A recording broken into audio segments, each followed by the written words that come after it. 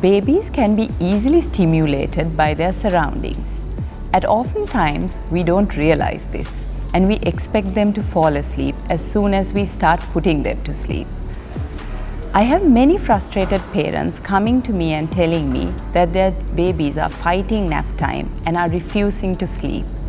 This is because they are still very much stimulated by their external surroundings. So how do we address this? We can introduce them to a wind down routine.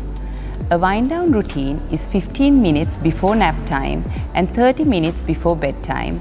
We take them to their rooms, we close the curtains or reduce the lights and reduce the sound coming into the room by closing the door and keeping things very quiet.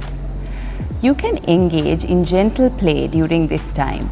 Use things such as cloth books where you can introduce a reading routine into the wind down routine, or even hand puppets, any toy that does not emit sound or light to keep things low key and quiet.